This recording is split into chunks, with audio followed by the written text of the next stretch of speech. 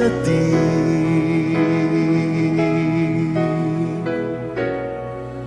y habitar en tu presencia, menguar para que crezcas tú y cada día ser más como tú. Quebranta mi corazón, quebranta mi vida, te entrego mi voluntad a ti.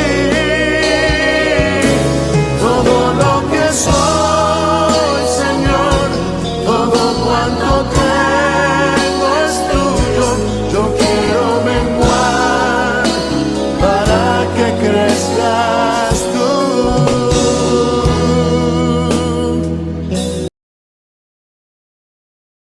Introducción, y esta parte es la más importante. ¿Sabes por qué? Porque de esto va a depender ya, si tienes cimentado todo esto, vamos ya a llegar más fácilmente a los libros, al libro, perdón, de primera y segunda Tesalonicenses, porque esta introducción va a ser como la base de lo que va a relatar ya Pablo en Tesalonicenses, en la primera y en la segunda carta. Así que vamos a empezar con la introducción del libro de Tesalonicenses, ¿ya? Vamos a empezar por la ciudad. Como saben, la ciudad es Tesalónica. Tesalónica fue fundada aproximadamente entre el 316 y el 315. ¿Por quién? Por el general Casandro, ¿ya? Casandro, hermanos, era un general del imperio griego. Recuerden que tras la muerte de Alejandro Magno, el imperio griego se divide en 4 naciones, en 4 partes, ¿verdad? Y una de estas partes es comandada. Van a cuidar un poquito sus micrófonos, por favor. Van a apagar, por favor.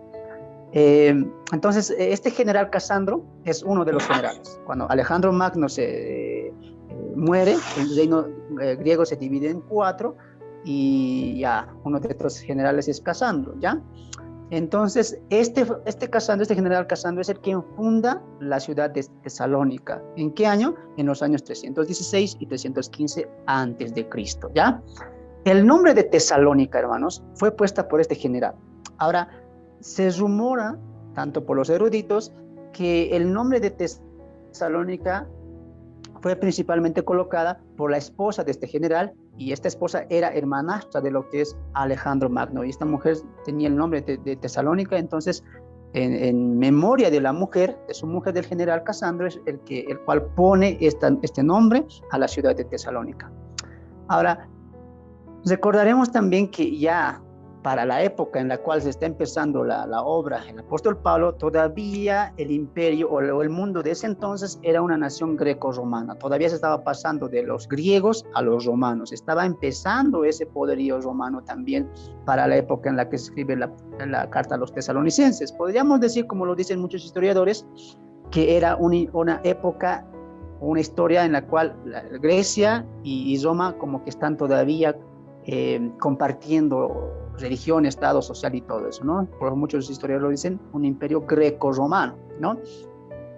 Ahora, Tesalónica en la actualidad sigue existiendo, pero se le ha cambiado. Ya los romanos cambiaron el nombre de la ciudad por Salónica.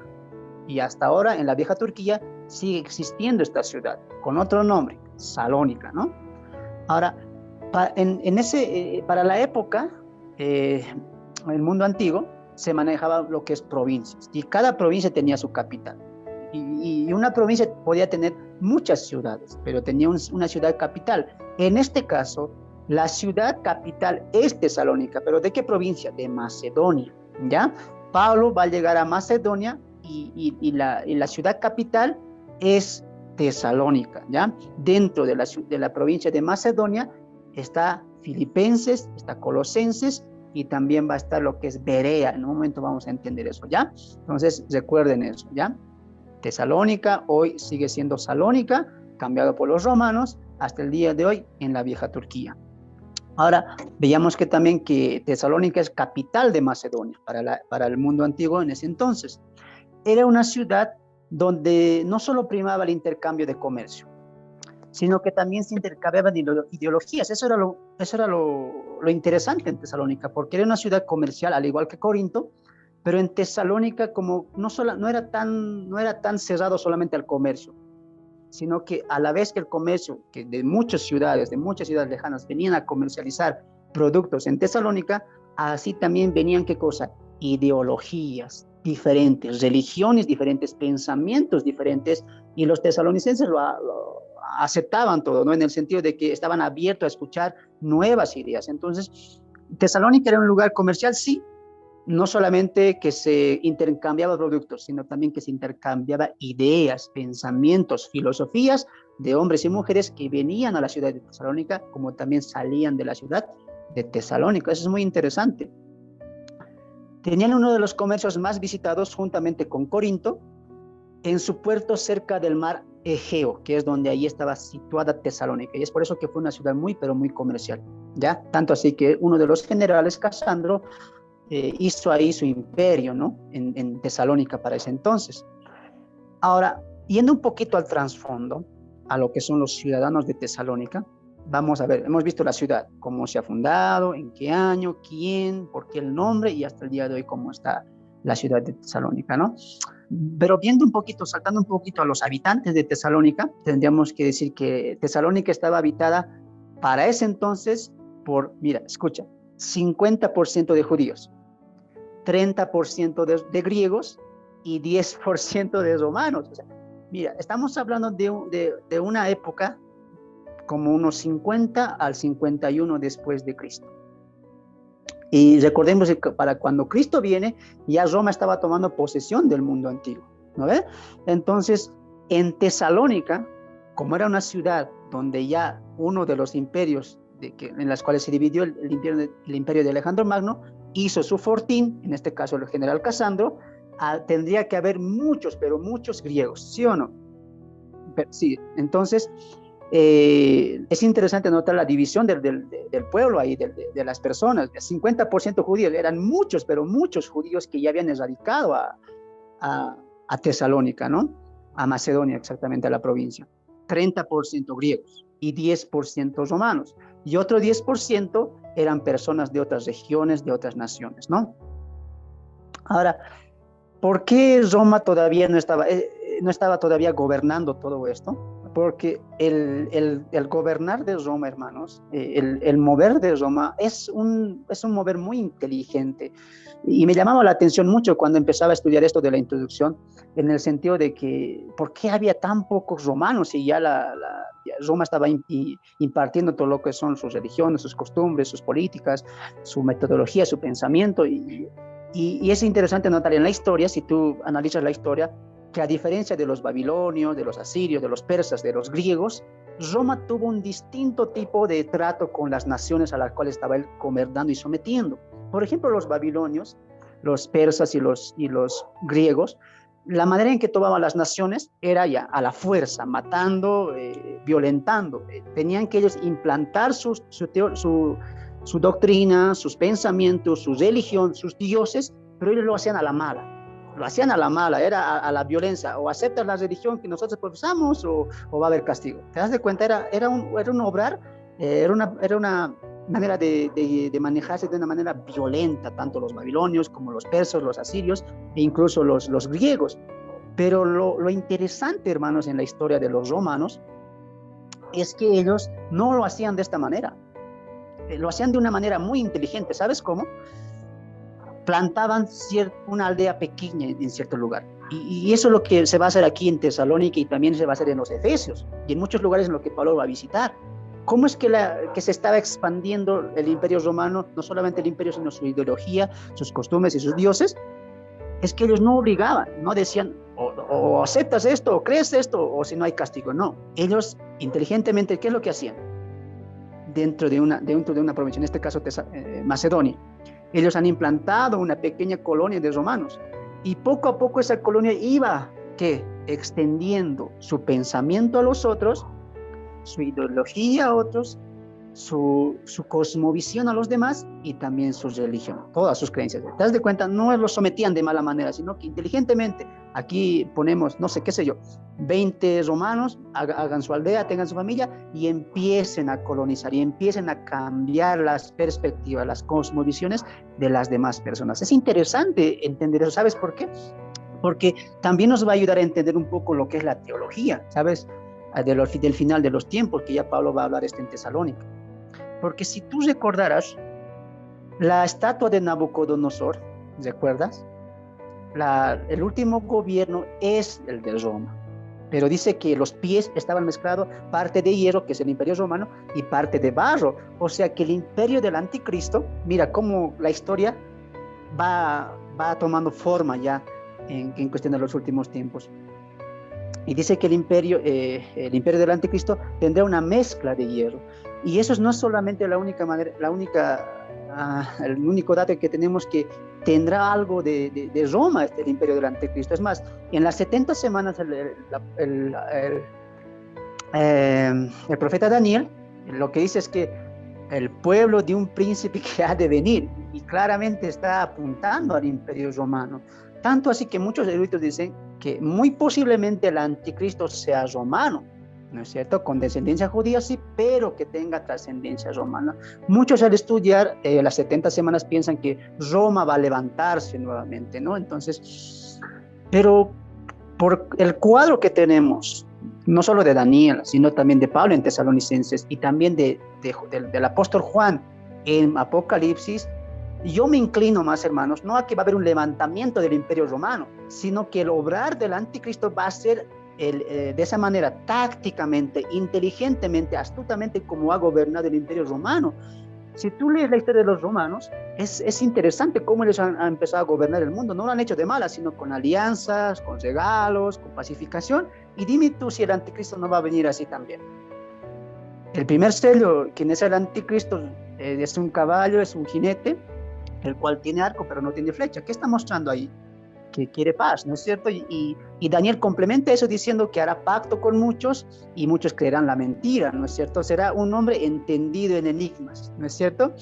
Y la estatua de Nabucodonosor, claramente el mismo Daniel nos dice que su reino será en parte fuerte y en parte débil. En parte fuerte, ¿por qué? Porque hará alianzas humanas, ¿no? Entonces, te das de cuenta cómo va casando. No es casualidad que Roma esté involucrada en el gobierno del anticristo, pero como te digo, algunos eruditos, algunos estudiosos piensan que Roma se va a levantar nuevamente por este caso de la mezcolanza entre el anticristo y Roma, y Daniel y la profecía de Daniel de capítulo 9 de las 70 semanas, pero otros nos inclinamos al obrar del anticristo, a la manifestación de cómo él va a ir ganando poco a poco el mundo, ¿no es cierto?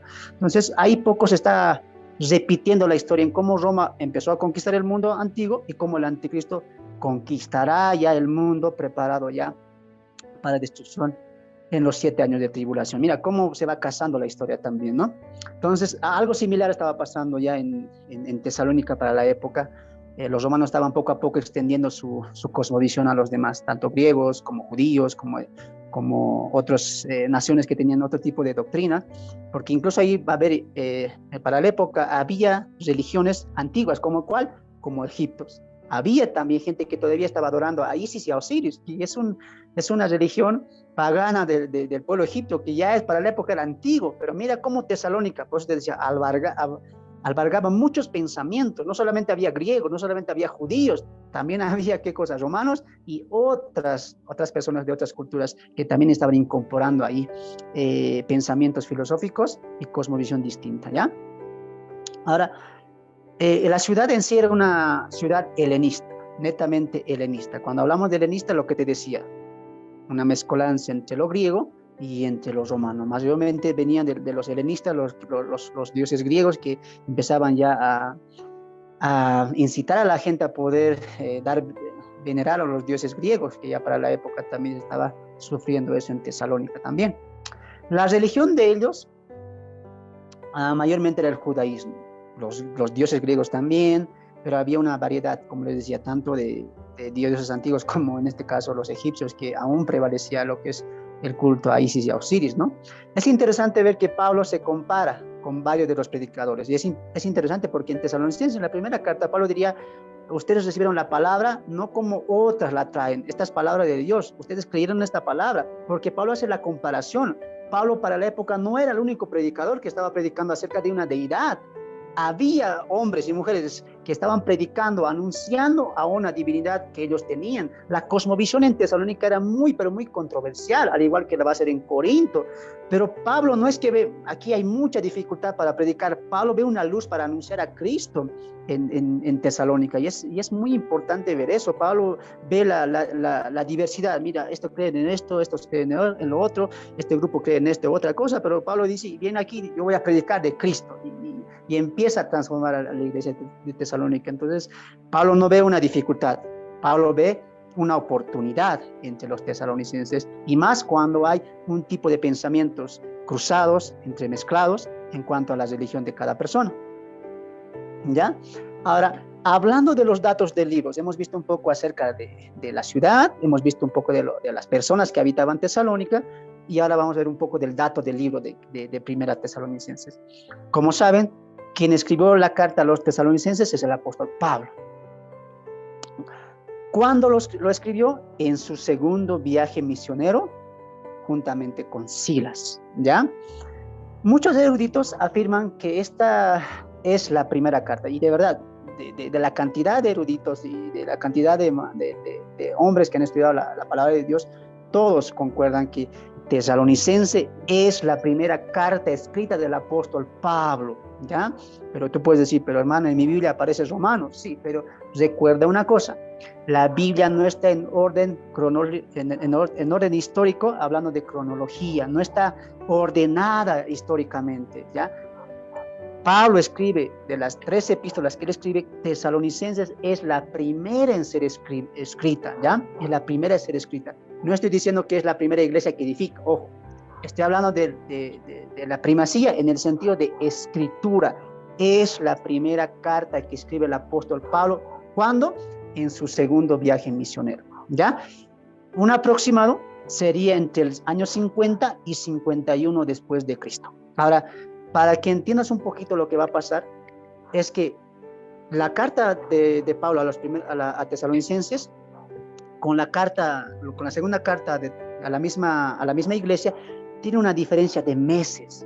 Muchos eruditos no tienen una fecha exacta, pero como se da la segunda carta y cómo empieza la segunda carta, mayormente tú vas a notar lo siguiente, que la segunda carta es como más aclaratoria en la primera, porque en la primera habla de la segunda venida, habla del arrebatamiento, habla acerca de la resurrección, y había muchos que para el entonces han confundido las cosas. Es más, la segunda carta de Tesalonicenses, ¿cómo va a empezar? Pablo va un poco a refutar, porque había personas que ya decían, la venida del Señor está cerca, está tan cerca, y la gente no empezaba a vender, ya no trabajaba, vendía las cosas, decía, ya viene Jesús. O sea, habían entendido un poco mal la primera carta a los tesalonicenses, y es por eso que la segunda carta va a ser un poco más aclaratoria en cuanto a la segunda venida de Cristo.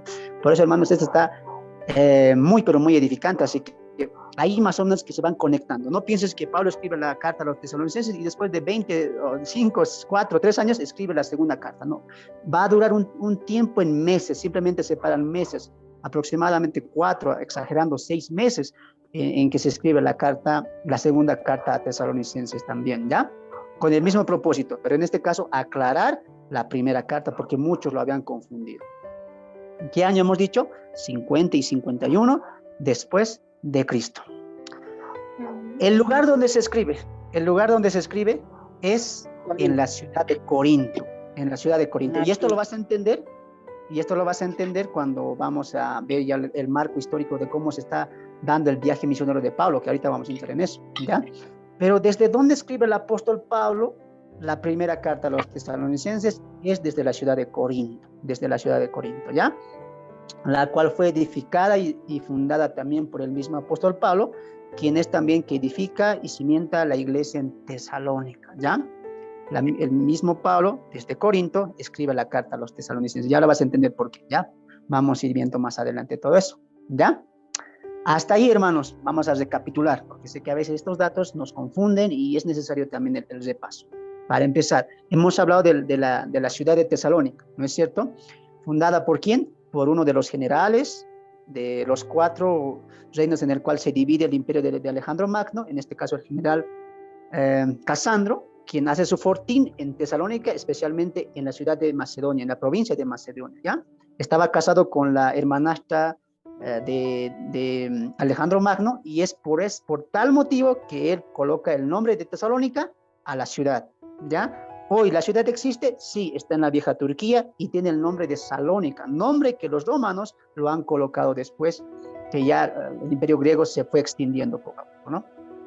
Hemos visto también los ciudadanos, cómo eran los ciudadanos, cómo eran las personas que vivían ahí, y eso es lo interesante, ¿no? 50% de judíos, había más judíos, 30% de griegos y 10% de romanos, y era poquísimo, y eso que para la época del imperio romano estaba en su auge, ¿no? Y 10% de personas que venían de otras ciudades, con otras cosmovisiones, con otras religiones, con otras costumbres, etcétera, ¿ya?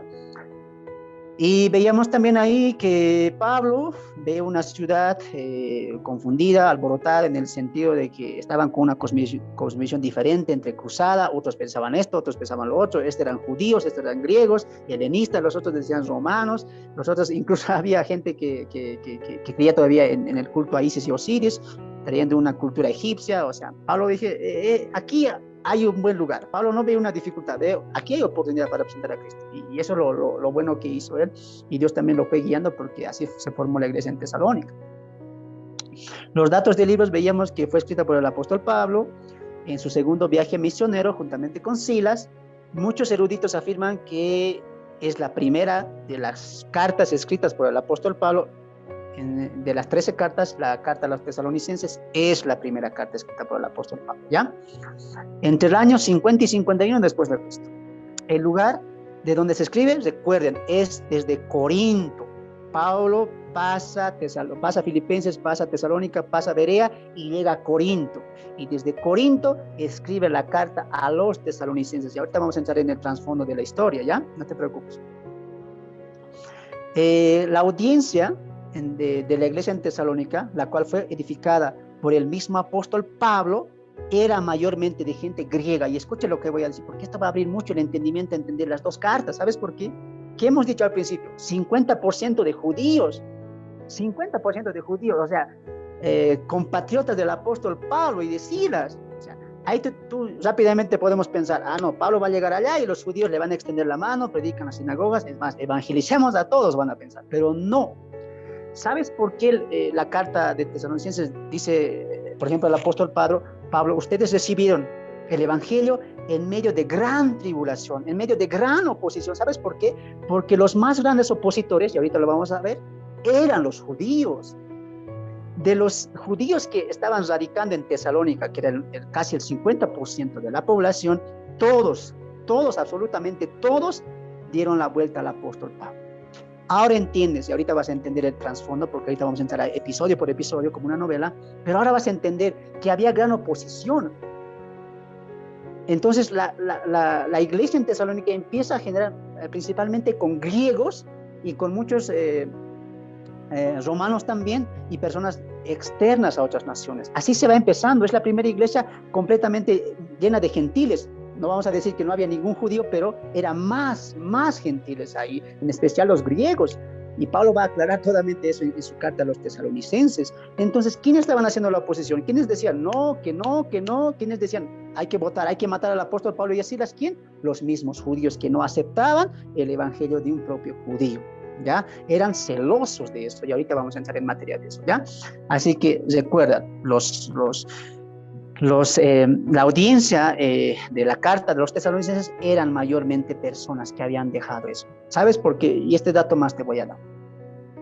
Porque en el capítulo 1, verso, si no me equivoco, verso 8 al 10, el apóstol diría, ustedes que han recibido el evangelio en medio de gran tribulación, y es más, han predicado el evangelio, cosa que nosotros cuando vamos, ya está predicado el lugar, ya está evangelizado, y dice que ellos nos dan cuenta de ustedes, de que ustedes han dejado atrás los ídolos para convertirse a Dios, dice, ¿no es cierto? Ahora mira, ¿por qué crees que Pablo pone importancia en eso? Ustedes se han convertido de los ídolos a Dios, dice. Mira, te lo voy a leer mejor aquí, creo que tengo el texto. Ya, acá está, mira. Verso 8. Primera Tesalonicenses 1:8.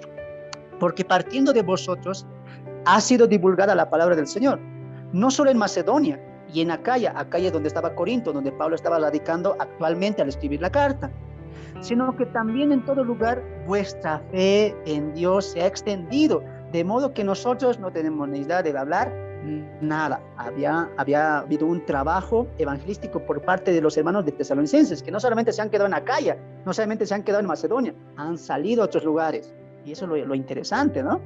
Ahora escucha el verso 9.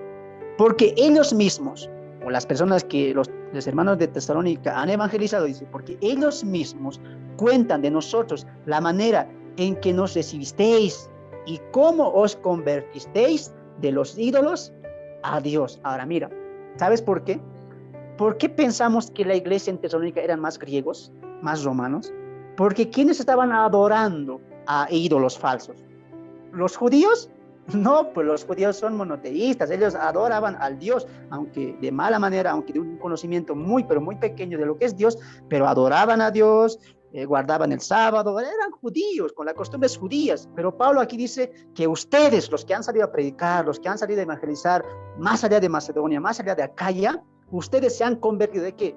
De los ídolos a Dios. Claramente está hablando a una audiencia gentil, pagana, griegos, romanos y algunos hombres y mujeres que habían venido de otras naciones. ¿Te das de cuenta cómo armoniza esto? Por eso es importante entender el trasfondo, porque mira, 50% de judíos, 30% de griegos, 10% de romanos. ¡Wow! Ahora entendemos que la iglesia en Tesalónica mayormente estaba cimentada en personas gentiles, ¿ya? Entonces, hasta ahí. Ahora sí vamos a entrar a esta parte que lo he armado como una novela. Y voy a pedir aquí a mi hermanita, a las que están con Biblia, a ver. Vamos a pedir que puedan abrir sus Biblias ahí. En Hechos capítulo 16. ¿Ya? Hechos capítulo 16. Aquí voy a hacer un pequeño... ¿cómo lo decimos? A ver, vamos a hacer un pequeño como... narración de lo que ha pasado. Paréntesis iba a decir, pero vamos a hacer una narración. Ya, vamos a hacer una narración. Ya, a ver, para esto nos van a ayudar nuestra hermana Evelyn, que tiene una muy buena voz, con acento argentino incluido. Y nuestra hermanita Magalí, ¿ya? Vamos a empezar con las dos. Hechos capítulo, vamos a ir con el 15. ¿Ya? Vamos con el Hechos capítulo 15. Y los que estamos escuchando, escucharemos atentos porque desde aquí voy a empezar a formar la novela de cómo se va a empezar la iglesia en Tesalonicenses, ¿ya? La fundación de la iglesia en Tesalonicenses. Vamos de aquí como una novela, episodio por episodio, y mira cómo se va a ir hilando el contexto y se va a ir hilando el trasfondo. Y esto nos va a servir mucho, hermanos, para entender las dos cartas del apóstol Pablo. Así que atentos y desgusten de la novela aquí, de la novela, cómo el apóstol Pablo llega a la ciudad o a la provincia de Macedonia, ¿ya? Hermanito, lo voy a leer en la nueva versión internacional. ¿Puede ser? También. Hermana, vamos a confirmar primeramente nuestras lectoras ahí. Hermana Evelyn ya está lista con su Biblia. Hermana Magalí, ¿estás ahí? Buenas noches, hermanos. Amén. Sigue, hermanita. Lista. Ya, atenta, ¿ya? La hermanita Evelyn empieza con el episodio 1. Nosotros estamos atentos. Mire, vamos a empezar la novela, cómo Pablo llega a Macedonia. Episodio Amén. Número 1. Sí. Esperen, yo les voy a dar la señal, ¿ya? No se me emocionen. Episodio número 1. ¿Cómo se llama la novela? Fundación de la iglesia en Tesalónica. El episodio número 1. Episodio número 1. La separación de los misioneros en Antioquía. Repito, episodio número 1. La separación de los misioneros en Antioquía. Lea Hechos capítulo 15, verso 36 al 41. Repito, Hechos capítulo 15, verso 36 al 41. Hermana Evelyn, dale lectura. Ahí, 36.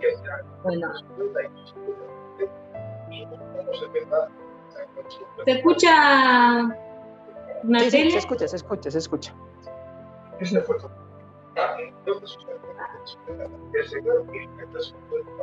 Perdón, hermano José González tiene encendido su micrófono y no se escucha. A ver. Espere que lo silencio. Ya. Vamos a poner un pausa ahí en la novela, un pausa ahí. Anuncios listo, comerciales. Ahí lo silencié. Bueno. Ya, dice, ahora sí. ¿Se escucha bien? Porque tengo acá el motorcito. Sí se escucha, hermano. En el nombre del Señor. Algún tiempo después, Pablo le dijo a Bernabé, volvamos a visitar a los creyentes en todas las ciudades en donde hemos anunciado la palabra del Señor. Y veamos cómo están. ¿Hasta dónde ir, hermano? Hasta el 41. Resulta que Bernabé quería llevar con ellos a Juan Marcos, pero a Pablo no le pareció prudente llevarlo, porque lo había abandonado en Panfilia y no había seguido con ellos en el trabajo. Se produjo entre ellos un conflicto tan serio que acabaron por separarse. Bernabé se llevó a Marcos y se embarcó rumbo a Chipre, mientras que Pablo escogió a Silas, después de que los hermanos lo encomendaron a la gracia del Señor. Bueno, después de que lo encomendaron a la gracia del Señor, Pablo partió y viajó por Siria y Cilicia, consolando a las iglesias. Perdón porque tengo Amén. poca luz acá, hermano. Sí, se nota, se nota. No veo. Bien, hermanos. Tengo poca luz. Bien, a ver, vamos a ir un poquito ahí. Vamos metiéndonos en la novela, ¿ya? Si alguien quiere leer otra vez. No, está bien, hermana, está bien, gracias. Entonces, ahí vamos a ir un poquito armando la novela, ¿ya? ¿Qué es lo que está pasando? El primer episodio, ¿cuál es? La separación. ¿De quiénes? De los misioneros. En este caso, ¿quiénes? Bernabé y Pablo van a separarse por una discusión que han tenido por causa de un jovencito. ¿Quién? Juan Marcos, ¿ya? Juan Marcos, que era sobrino de Bernabé, ¿ya? Pablo dice, después de haber tenido la reunión en Jerusalén, el concilio de Jerusalén, donde ya se ha distinguido que no molestéis a los gentiles, que no les pidan que guarden la ley, que no se circunciden, que dejen de judaizar. ¿Recuerdan la escena? Muy bien. Después de esa escena tremenda que se arma en Jerusalén, ya el concilio decreta, sentencia, apóstoles y ancianos, decreta, no se inquiete a los gentiles. Los gentiles pueden venir a Cristo y no es necesario que judaicen, que se circunciden y que guarden la ley. No se les ordene eso. Solamente le dan 3 ordenaciones que después vamos a ver. Entonces Pablo y Bernabé dicen, muy bien, quedamos muy bien y vamos a entregar esta encomienda que recibimos de los ancianos y los apóstoles. Vamos a visitar las iglesias. Pero ya Bernabé dice, muy bien, Juan Marcos, ven. Juan Marcos, y Pablo ve con malos ojos a Juan Marcos porque él había sido un desertor en Hechos capítulo 6, si no me equivoco, cuando él se separa del grupo por miedo, ¿no? Entonces Pablo tiene una discusión con Bernabé y dice, muy bien, si tú llevas a Juan Marcos, entonces creo que hasta aquí no vas, ¿no? Entonces había una discusión. Separación de los misioneros. Bernabé toma a Juan Marcos y Pablo toma a Silas y se separan, ¿no? Pablo va hacia el lado de Macedonia y Bernabé va a ir hacia el lado de Chipre, ¿no? Que va a ser más adelante también, ¿ya? Ahí vemos la primera escena, la separación de los misioneros. La segunda escena, o el segundo episodio, hermana Magalí, Hechos capítulo 16, verso 1 al 4, ¿ya? La segunda escena es la inclusión del joven Timoteo en la segunda parada en Listra. Recordaremos que el verso acaba, y pasó por Siria y Cilicia. Ahí es la primera parada del apóstol Pablo con Silas. Empiezan a hablar a la iglesia, y en la segunda parada incluyen a un joven que va a tener mucha importancia después, el joven Timoteo. Lea Hechos capítulo 16, verso 1 al 4. Amén. Escrito está: después llegó a Derbe y a Listra, y he aquí, había allí cierto discípulo llamado Timoteo, hijo de una mujer judía creyente, pero de padre griego. Y daban buen testimonio de él los hermanos que estaban en Listra y en Iconio. Quiso Pablo que éste fuese con él, y tomándole, le circuncidó por causa de los judíos que había en aquellos lugares, porque todos sabían que su padre era griego. Y al pasar por las ciudades, les entregaban las ordenanzas que habían acordado los apóstoles y los ancianos que estaban en Jerusalén, para que las guardasen. Amén. Amén. Vamos a ir continuando la novela. Pablo hace su segunda parada en Listra y Derbe, y a lo cual se suma un joven llamado Timoteo, que tiene buen testimonio de los pobladores y que también había sido criado en el Evangelio. Un joven dispuesto para la obra. Pablo lo recluta y se lo lleva juntamente con él. ¿Ya? Entonces dice que ahí anunciaban a cada lugar que lleva, anunciaban ¿qué cosa? La ordenanza de los ancianos y los apóstoles. La pregunta es, ¿y cuál ordenanza es la que ellos estaban promulgando a cada pueblo que llegaban, a cada pueblo que había una iglesia, que había creyentes? Decían, esto es la ordenanza de los ancianos y los apóstoles. Recuerda que Pablo todavía está empezando su viaje misionero y está empezando a descubrir teología. Dios todavía le está ampliando el camino, ¿ya? Él precisamente va a ¿qué cosa? A dejar la ordenanza que se había promulgado en Jerusalén. ¿Y cuál es la ordenanza que se emitió en Jerusalén? Para eso, hermana Magali, volvemos a Hechos, capítulo 15, verso 19. Antes que lo lea, Hechos 15, 19, voy a hablar un poquito del contexto. Como saben muy bien, en Hechos 15 hay un conflicto fuerte en Jerusalén, tanto que confronta a los mismos apóstoles, ¿ya? Tanto que se hace un concilio, era el concilio más grande que se ha hecho, porque había una inquietud de judíos y gentiles. Los judíos estaban aceptando, muy bien, gentil, ya puedes creer en Cristo, puedes creer en nuestro Dios, pero circuncisión, sábado, fiestas, etcétera, etcétera, etcétera, etcétera. O sea, judaizar, ¿no? Entonces, por eso fue la reunión en Jerusalén. Y después que Pedro, los apóstoles, los ancianos entran en debate y todo eso, se da la conclusión. Y esta es la conclusión. Lea 15, 19 de Hechos. Amén. Escrito está: por lo cual yo juzgo que no se inquiete a los gentiles que se convierten a Dios. Amén. 20, sino que se les escriba, ahí está la ordenanza, lo cual Pablo estaba hablando, recalcando una y otra vez a las ciudades que llegaba. ¿Cuál era la ordenanza? Esta era la ordenanza, verso 20, sino que se les escriba que se aparten de toda contaminación de ídolos, de fornicación, de ahogado y de sangre. Esta era el mandamiento que Pablo estaba ciudad tras ciudad, ciudad tras ciudad, extendiendo a quién, a la iglesia gentil que se ha convertido a Dios. 3 ordenanzas. No va diciendo guarden sábado, no va diciendo guarden las fiestas, circuncídense, no hay eso ahí, ¿ya? No sé cómo hoy siguen practicando esas cosas, cuando en este concilio tan grande que estaban los apóstoles, los ancianos, dice nada con los judíos, nada de costumbres judías, no hay, se acabó con ustedes. Es más, les vamos a dar un consejo. Esta es nuestra ordenanza como concilio, como apóstoles y como ancianos. ¿Cuál? Abstenerse de 3 cosas. Número 1, de los ídolos. Ya no adoren a ídolos.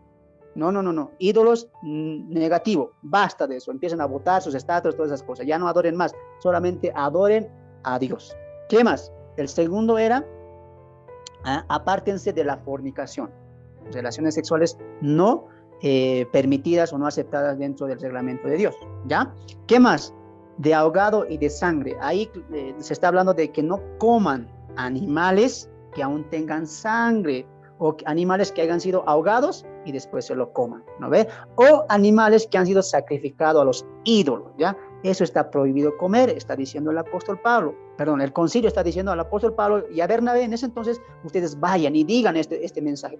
Ahora entiendes por qué había una separación, porque también cuando Bernabé y Pablo se separan, había también un motivo. ¿Cuál era el motivo? Tenían que llevar este mensaje porque se les había encomendado a ellos.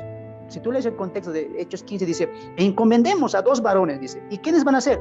Pablo y Bernabé. Ellos que sean quienes lleven este estatuto, lleven esta ordenanza desde aquí, desde Jerusalén. ¿Y por qué tenían que hacer caso? Porque para la época Jerusalén, la iglesia en Jerusalén, era la iglesia madre. De ahí estaba saliendo ¿quiénes? Los apóstoles, las ordenanzas y cómo la iglesia gentil se iba a mover. Recuerda, pon en mente, está todavía en transición la iglesia gentil, ¿ya? Por lo tanto, están dependiendo sí o sí de la iglesia madre que es en Jerusalén. ¿Ya? Pues había siempre un motivo también para la separación. No solamente fue Juan Marcos, sino también fue el mensaje que ya se había decidido en el Concilio de Jerusalén, ¿ya? Entonces el episodio número 3, el episodio número 2, perdón, es el mensaje, la inclusión del apóstol, del discípulo Timoteo y la extensión del mensaje de los ancianos de Jerusalén, ¿ya?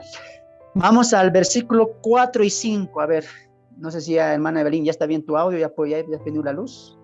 Hechos 16, 4 al 5, episodio número 3, el mensaje de los apóstoles, y eso es lo que veíamos hoy. 4 y 5 de Hechos, ¿lo tienes, hermana Evelyn? Ahí con tu Biblia. ¿Puede leer otro? La hermana Patti, por ejemplo. Hermana Patti, no sé, ¿estás ahí? Te solicitan. Amén. Amén.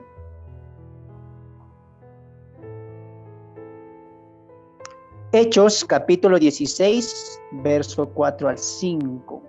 Hechos capítulo 16, verso 4 al 5. El mensaje de los apóstoles y ancianos a los gentiles y como resultado el concilio de Jerusalén. Hechos 16, 4 al 5. Léelo nomás, hermana Patti. Y al pasar por las ciudades les entregaban las ordenanzas que habían acordado los apóstoles y los ancianos que estaban en Jerusalén para que las guardasen. Así que las iglesias eran confirmadas en la fe y aumentaban el número cada día. Wow, aquí hay tantos principios que de verdad voy a contenerme en no predicar hechos, porque de verdad aquí hay mucha doctrina. Vamos a tratar solamente de ir al marco narrativo, ¿ya? Por ejemplo, mira, después que se incluye Timoteo, Pablo ya empieza a enseñar las ordenanzas que ya se había designado en el Concilio de Jerusalén por los ancianos apóstoles, etcétera. Pero mira cómo eso confirma la iglesia. Y dice ahí en el verso 5, así que las iglesias gentiles eran confirmadas. ¿En qué? En la fe. En la fe. Todo estaba haciendo para edificación de la iglesia. Y vemos claramente la intervención de Dios en el concilio también de Jerusalén. Tanto así que ese concilio da fruto, esos reglamentos, esas ordenanzas da fruto. Ahora, Pablo no solamente decía como lorito, esto es, chao, me voy. No, bye. No. Pablo, a la misma vez que daba las ordenanzas, también estaba enseñando nuevamente a los hermanos gentiles ya de las iglesias a las que les recorría. Entonces, estaba confirmando la teología. ¿Y qué dice ahí? Como resultado de eso, y aumentaba el número, no cada mes, no cada año, cada día. Qué impresionante, hermano. Imagínense que al día se aumenten 4 o 5 hermanos. En un mes, ¿cuántos tenemos? En 10 días, ¿cuántos tenemos? Y es por eso el incremento grande de la evangelización del apóstol Pablo en Hechos. Entonces ahí vemos ya el resultado de las ordenanzas y cómo la iglesia crecía en número, ¿ya? Vamos al episodio número 4, hermana Magalí. La prohibición del Espíritu Santo y la visión del varón macedonio. Hechos capítulo 16, versos 6 al 10. Repito, la prohibición del Espíritu Santo y la visión del varón macedonio. Hechos 16, 6 al 10. Léelo, hermana Magali, por favor. Amén. Escrito está: y atravesando Frigia y la provincia de Galacia, les fue prohibido por el Espíritu Santo hablar la palabra en Asia, y cuando llegaron a Misia, intentaron ir a Bitinia, pero el Espíritu no se lo permitió, y pasando junto a Misia, descendieron a Troas. Y se le mostró a Pablo una visión de noche. Un varón macedonio estaba en pie, rogándole y diciendo: pasa Macedonia y ayúdanos.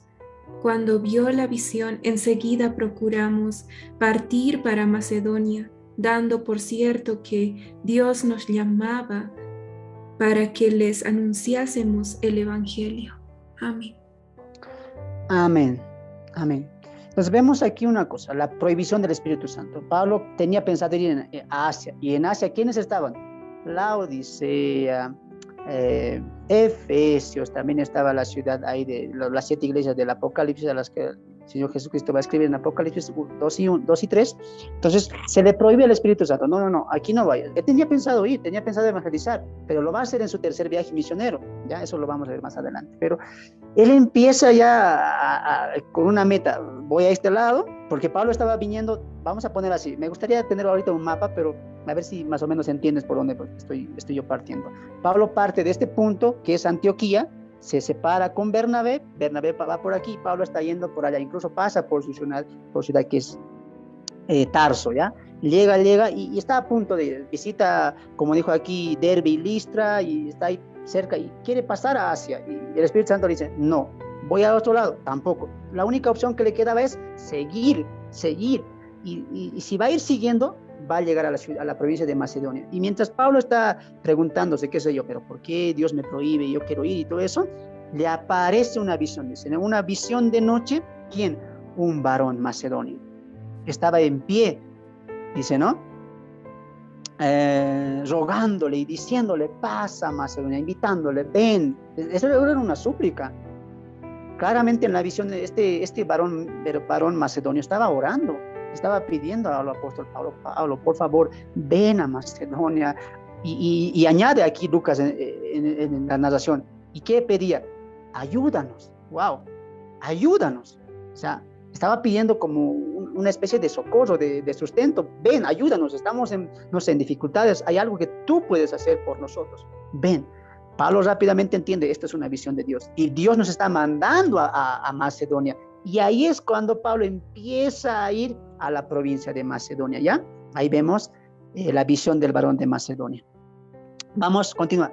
Hermana Pati, por favor. Hechos 16, 11 al 15. Hechos 16, 11 al 15. El episodio 5, ¿ya? Lea nomás. 16, 11 al 15. Amén.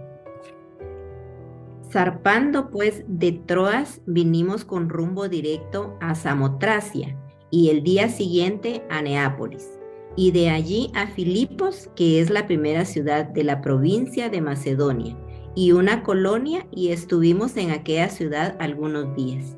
Un día de reposo salimos fuera de la puerta, junto al río donde solía hacerse la oración, y sentándonos hablamos a las mujeres que se habían reunido. Entonces una mujer llamada Lidia, vendedora de púrpura de la ciudad de Tiatira, que adoraba a Dios, estaba oyendo, y el Señor abrió el corazón de ella para que estuviese atenta a lo que Pablo decía. Y cuando fue bautizada y su familia, nos rogó diciendo, si habéis juzgado que yo sea fiel al Señor, entrad en mi casa y posad, y nos obligó a quedarnos. Amén.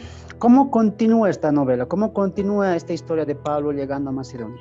Resulta ser que el varón que él vio ahí antes de llegar a Macedonia no era un varón, sino que era una mujer.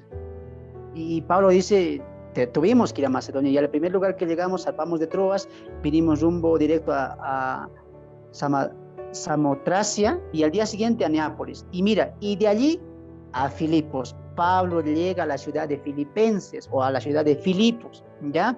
Y resulta ser que la primera ciudad de la provincia de Macedonia es como que el ingreso era la ciudad de Filipenses. De la provincia de Macedonia, como tenía muchas ciudades, la primera es Filipenses, y Pablo al ingresar a Macedonia hace su parada en Filipenses, ¿ya? Y resulta ser que el varón no es un varón, sino que es una mujer, ¿ya? Y la mujer se llamaba Lidia, que era una mujer pero muy importante, era comerciante y tenía muchos contactos, ¿no? Dice que allí había un grupo de mujeres, un tanto de 10 mujeres que estaban orando fuera de la ciudad, y Pablo aprovecha y empieza a predicar el evangelio. ¡Wow! Y desde aquí vas a ver la importancia de las mujeres, porque solamente en Filipenses, mira, habla de mujeres, quienes empezaron.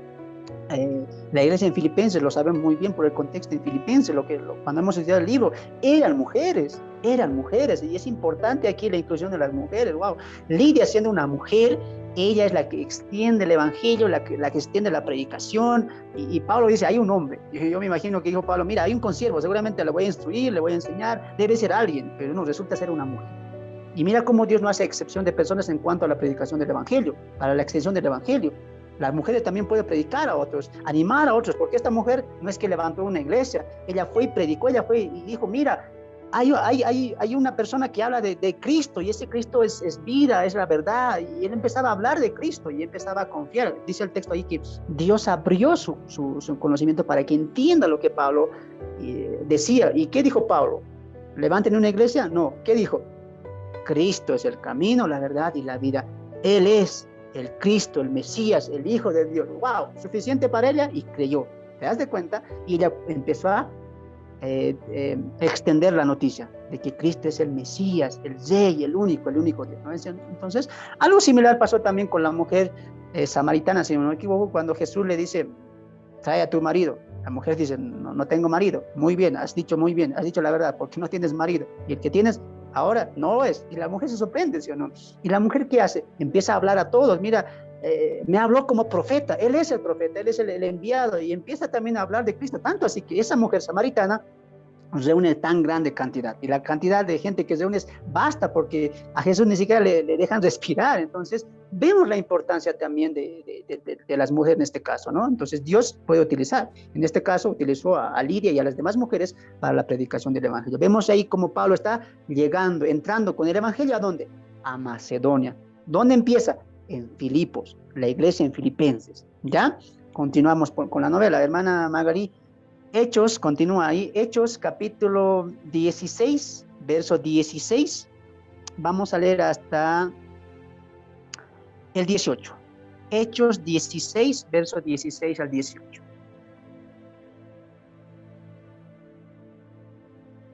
Amén. Escrito está: aconteció que mientras íbamos a la oración, nos salió al encuentro una muchacha que tenía espíritu de adivinación, la cual daba gran ganancia a sus amos adivinando. Esta, siguiendo a Pablo y a nosotros, daba voces diciendo: estos hombres son siervos del Dios Altísimo, quienes os anuncian el camino de salvación. Y esto lo hacía por muchos días, mas desagradando a Pablo, este se volvió y dijo al espíritu: te mando en el nombre de Jesucristo que salgas de ella. Y salió en aquella misma hora. Amén. Amén. Entramos al episodio en el cual hay un alboroto en Filipos. Pablo y Silas son encarcelados por culpa de esta mujer y los dueños de esta mujer. Esta mujer era divina, conocemos la historia. La mujer tenía un espíritu de adivinación. Pablo se le extrae ese demonio, ese espíritu, fue expulsada y la mujer ya no adivinaba más. Y dice el texto que daba muchas ganancias a sus poseedores. Y es por eso la molestia de ellos. Tanto que dicen a los gobernantes, a los fiscales: muy bien, mira, estos dos extranjeros, Pablo y este hombre, están confundiendo, me hacen perder ganancias, alborotan al pueblo. No, hay que encarcelarlos. De ese motivo, Pablo y Silas son encarcelados. Y recuerda la escena, pero a medianoche, orando, Pablo y Silas cantaban y vino un terremoto y los presos los brazaletes de los presos se soltaron, ¿no? Entonces ya ahí vemos ese episodio del carcelero. Vemos también cómo Pablo gana a la familia del carcelero, porque él dice: Señor, que debo para ser salvo. Y dice: cree en el Señor Jesucristo y serás salvo tú y tu casa, y les predica el Evangelio. En eso ya al día siguiente ya los mismos fiscales, los mismos judiciales que habían encarcelado a Pablo y a Silas se dan de cuenta que ellos son romanos y dicen: no, ¿qué estamos haciendo? Porque era prohibido meter a un romano sin juicio, porque para meter a una cárcel tiene que haber previo un juicio, y la habían metido así de una manera ilegal, por así decirlo. Pero cuando se enteran que tienen descendencia romana también, se atemorizan y que los sueltan, ¿no? Y ahí vemos como que el desenlace ya de la predicación y el evangelismo en Filipenses, porque ahí en el verso 40 nos dice: entonces, saliendo de la cárcel, Pablo y Silas entraron en la casa de Lidia, y habiendo visto a todos los hermanos, la consolaron y se fueron. Es decir, los hermanos estaban devastados. Sí, Lidia estaba, yo me imagino cómo es aquí, devastada, porque dice ahí, los consolaron. ¿Ya? Estamos aquí, Dios nos cuidó, Dios nos guardó. Mira, es más, Dios fue tan bueno que predicamos al carcelero, ganamos a casi la mayoría de los que estaban encarcelados ahí. Fue tremenda la predicación del apóstol Pablo. Entonces, él sale de Filipenses y llega, ¿a qué ciudad crees que llega? Primero pasa por Anfípolis, pero la principal función ahorita del capítulo 17 es que llega y pisa suelos tesalónicos. Hermana, por favor, ¿podrías leerlo, hermana Pati? Hechos, capítulo 17, léelo solamente el verso 1, ¿ya? Hechos 17, 1.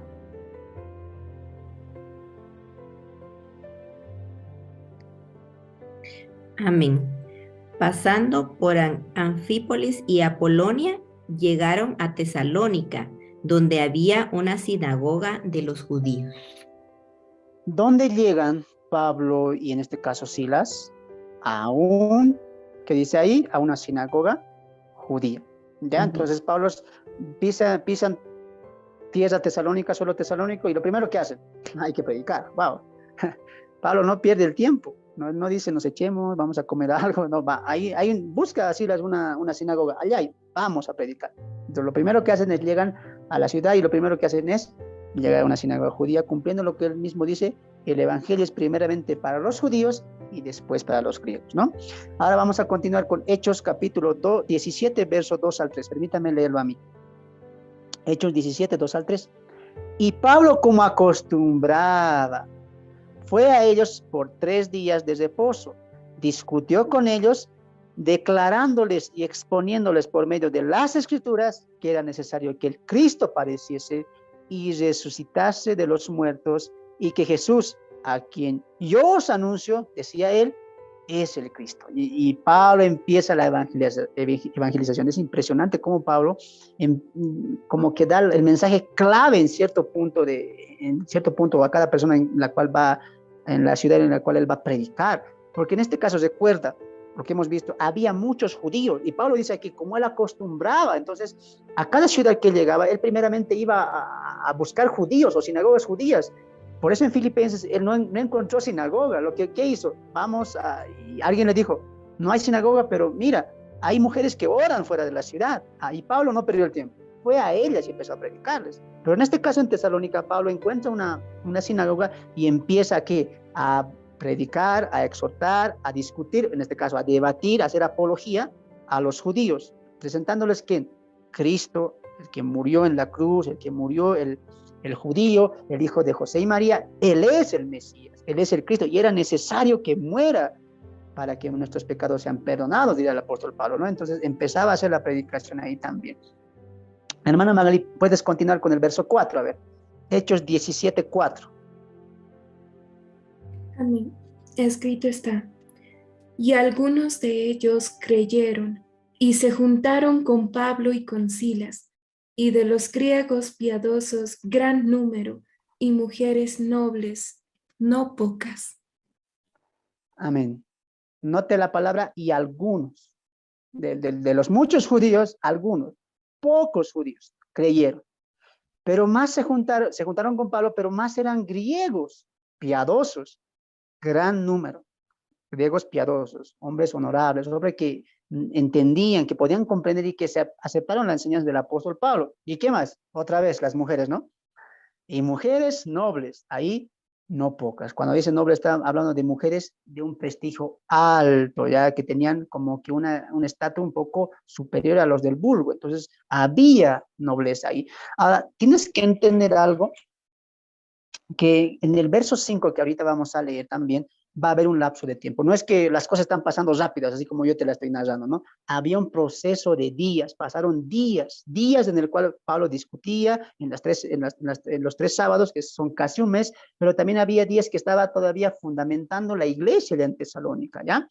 Vamos a leer el verso 5 hasta el verso 9. Hermana Pati, a ver, tú danos la lectura, verso 5 al verso 9, pero hasta aquí recordaremos un poco.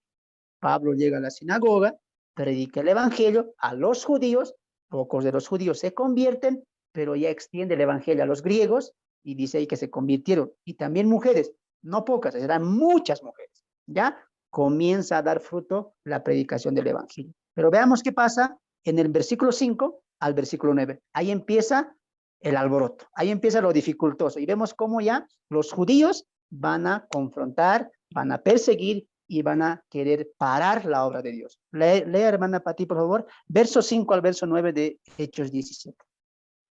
Amén. Entonces los judíos que no creían, teniendo celos, tomaron consigo algunos ociosos, hombres malos, y juntando una turba, alborotaron la ciudad, y asaltando la casa de Jasón, procuraban sacarlos al pueblo. Pero no hallándolos, trajeron a Jasón y a algunos hermanos ante las autoridades de la ciudad, gritando, estos que trastornan al mundo entero también han venido acá, a los cuales Jasón ha recibido, y todos estos contravienen los decretos de César, diciendo que hay otro rey, Jesús.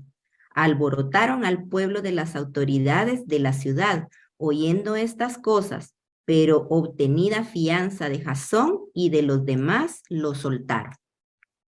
Amén. Wow, se va poniendo interesante esto. Vemos aquí algo que lo hemos visto en todos los pasajes de los Hechos. Desde que los apóstoles salen a predicar, vemos cómo los mismos fariseos quieren siempre frenar el proceso de Dios, pero no lo van a hacer. Lo quisieron hacer con Pedro y con Juan, cuando los mismos hacían, lo pararon y le dijeron, basta, no prediquen más sobre ese nombre, si no, serán encarcelados. ¿Qué prefieren? ¿Estar libres y no anunciar de Cristo, de Jesús, o estar en la cárcel y quedarse ahí para siempre? Pero vemos ahí que los mismos apóstoles Juan y Pedro salen felices porque fueron azotados por causa de Jesús. O sea, siempre hay un impedimento por parte de los judíos. Y aquí más en Tesalónica, porque recordaremos que eran mucho más judíos. Ahora entiendes, y eso es lo rico pues de ver el trasfondo también de la historia, porque si tú pensarías, pero una ciudad con tanta gente, que unos 15 o 20 judíos hagan un alboroto así, no creo. Pero cuando entiendes ya que había más del 50% o casi el 50% de judíos, ahora entiendo por qué tenían tanta fuerza los judíos. Los judíos, ¿y qué dice?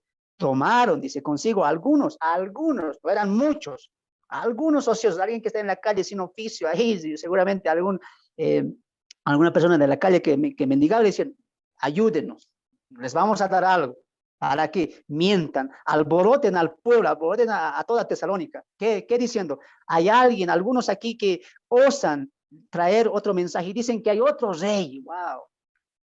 ¿No te recuerda algo esto? ¿Acaso no hicieron lo mismo con Esteban? ¿Acaso no hicieron lo mismo con el propio Jesús? ¿Los mismos judíos? ¿Acaso no levantaron falsos testimonios? ¿No levantaron falsa gente con falsos testimonios? ¿Te das de cuenta? Algo similar está pasando aquí. Satanás siempre quiere. Detrás de todo eso, ¿quién está? Satanás, el enemigo. Pero hay una potestad mayor. Hay una potestad mayor. Aunque el enemigo quiera frenar el obrar de Dios, no va a poder hacer. No pueden parar lo que Dios ya empezó, hermano. No lo pueden parar. No pararon a Jesús, no pararon a Pedro y no van a parar al apóstol Pablo. ¿Por qué? Porque Dios está con ellos. Qué interesante. Wow, aquí hay mucho, hermanos, pero quiero continuar con la ilación, ¿ya? Entonces, dice que los judíos tomaron consigo gente mala, gente que alborotaron al pueblo, a la ciudad, y tomaron a este hombre que era Jasón. Ahora, quiero que entiendas esto porque esto va a entrar mucho también en lo que son las cartas, en las dos cartas, porque cuando hablamos de iglesia, yo te digo, esta es la carta a los hermanos, a la iglesia de Tesalónica. Rápidamente, ¿qué piensa tu mente? Rápidamente, ¿qué formamos en la mente? Me imagino que una iglesia grande, con su salón grande, y ahí todos los hermanos de Tesalónica reunidos, ¿no? Cada domingo, como nosotros. No es así. No, todavía no había una congregación, no había un templo fijo. ¿Qué hacían? Se reunían en casas, ¿ya? Y no había un día fijo, no es que decían, los domingos nomás, como nosotros, ¿no ves? Domingo, como tenemos tiempo y nos reunamos ahí. A ver, hermanos de Tesalónica, ¿vos has creído? Sí, los domingos vengan a mi casa. No había eso. Según el relato de los Hechos, la reunión era constante, a veces era todos los días. ¿Tú no crees que la obra que hicieron los tesalonicenses lo hicieron solamente por congregarse domingos? No.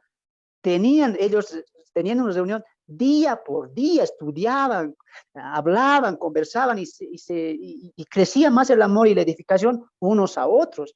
Cuando la carta de los tesalonicenses llega a Tesalónica, Pablo mismo va a decir en el capítulo 5 de la primera carta de Tesalonicenses que esta carta que se está enviando se lea para todos. Ahora, no creas que alguien se va a parar y para todos va a leer, no, que esta carta, el que está enviando, en este caso a Timoteo, vaya y reparta a cada casa que se está reuniendo. Por ejemplo, un martes se está reuniendo 5 personas ahí, ve y enseña la carta, léela, adoctrínala. Alguien se reúne más allá los miércoles.